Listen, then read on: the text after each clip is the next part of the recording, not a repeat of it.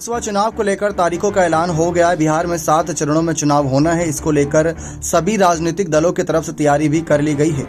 ऐसे में एनडीए में इस बार सीट बंटवारे का फॉर्मूले के तहत जदयू को 16, भाजपा को 17, लोजपा रामविलास को 5 सीट और जीतनराम मांझी और उपेंद्र कुशवाहा को 1-1 सीट दिया गया है। इसके कुछ दिन बाद कैंडिडेट के नाम का ऐलान भी कर दिया।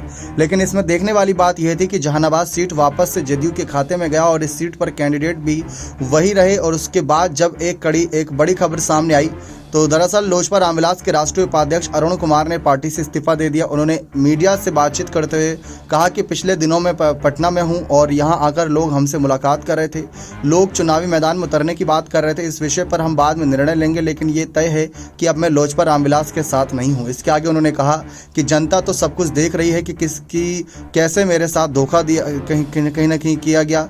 हमने हर समय उनका साथ दिया। चिराग जी के कहने पर हमने पार्टी को मर्ज कर डाला, लेकिन उनको समझना चाहिए कि हम लोग माला जपने वाले हिमालय के साधु नहीं हैं। हम तो जनता के हक की लड़ाई के लिए 40 साल से चुनावी मैदान में, इसलिए मैंने खुद को उनसे अलग कर लिया।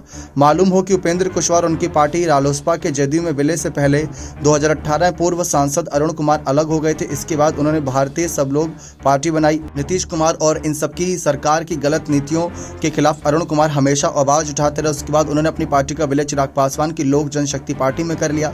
लगभग 3 साल तक ये चिराग पासवान के साथ रहे। अब इन्होंने पार्टी से इस्तीफा दे दिया। इस्तीफे के बाद ही चिराग पासवान के लिए बड़ी मुसीबत माना जा रहा है, क्योंकि एक तो लोकसभा चुनाव की तारीखों का ऐलान हो चुका है, दूसरी तरफ ऐसे बड़े नेताओं की नाराजगी पार्टी के कई और नेताओं पर भी असर डाल सकती है और उसका सीधा कहीं न कहीं नुकसान चिराग पासवान को पड़ता नजर आएगा। जिस तरीके से एनडीए ने चिराग पासवान पर भरोसा जताया, उनको 5 सीटें दी, कहीं ये भरोसा खरा उतरेगा या नहीं, ये तो देखना दिलचस्प रहेगा। बने रहे चैनल के साथ। बहुत बहुत धन्यवाद।